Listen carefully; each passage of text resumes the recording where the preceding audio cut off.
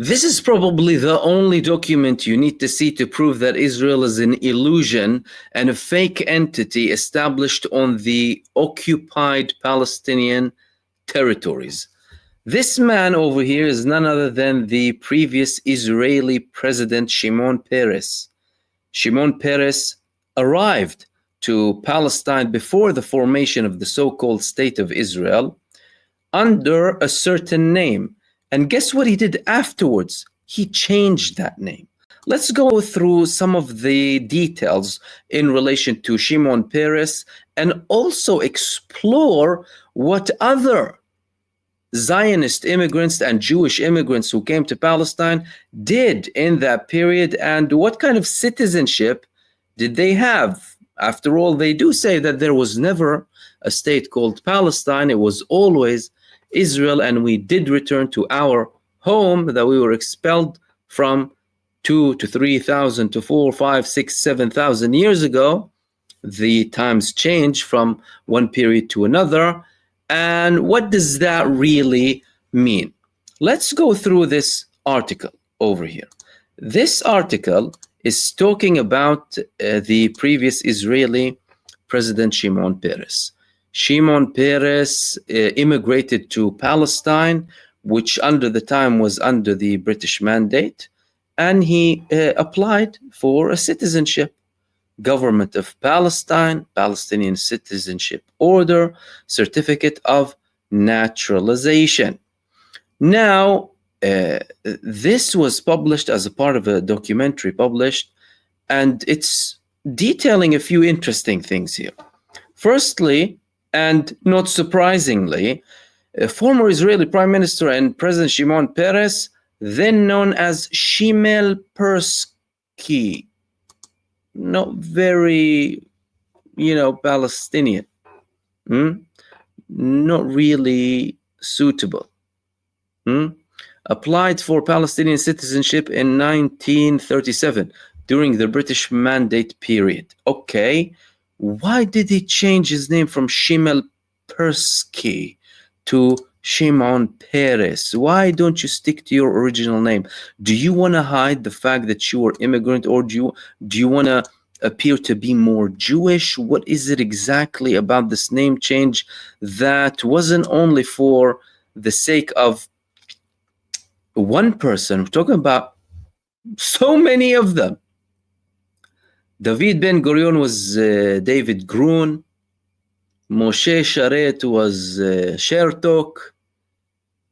Benjamin Netanyahu, well, in America he was John Sullivan and John J. Sullivan and other names, but his dad was Milekovsky.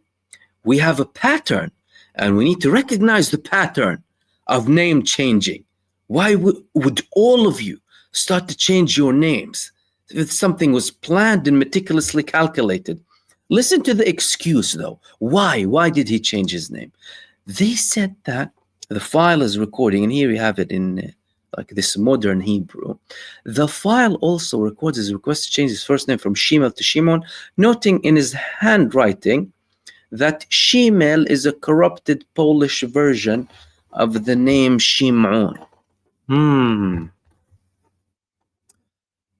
Was Milekovsky also a corrupted version of Netanyahu? Or Shertok a corrupted version of Sharet? Or was Grun a corrupted version of Ben Gurion? What is it exactly? Well, it's clear what it is. The people had names that indicated exactly where they're coming from. As a matter of fact, some of them, like the current serving finance minister, Bezalel Smotrich, is still named after Ukrainian village from where he immigrated. But the elders of the Zionist state, they clearly had a big plan here to become more convincing imposters. They wanted to be more convincing. They didn't want to come and actually say, oh yeah, we are the owners of the land, but I have a surname that takes me back to certain parts of East Europe or any other part of the world. Common theme. The second thing that we understand here, well, these people were Palestinian. They had a Palestinian document, Palestinian naturalization. They told us that there was never a Palestine. The Palestine was never a state. There was always the state of Israel. How comes they, the leaders of the later founded entity that called itself Israel, had Palestinian documents?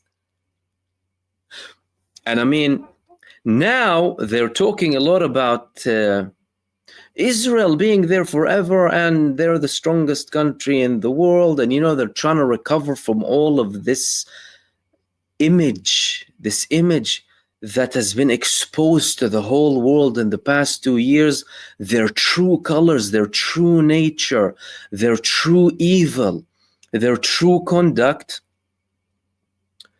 And one thing that bothers them greatly is the name Palestine, the flag, the people, everything in relation to Palestine. That's why they deny the Palestinian people's existence. Why do they deny them? Because the Palestinian people are the direct mirror in the face of the thief. We were here, are here, and will remain here. You are the temporary entity. You are the fake imposter, and nothing can change that. And guess what? The more time goes by, the more hardcore the evidence becomes that these people, not only are they imposters and created the fake entity, but they had Palestinian documents. And yet they deny it too. So if you want to ask one of them, they'll deny. No, well, how comes? They probably don't know that. I mean, the first victims of this propaganda are the Israelis, of course.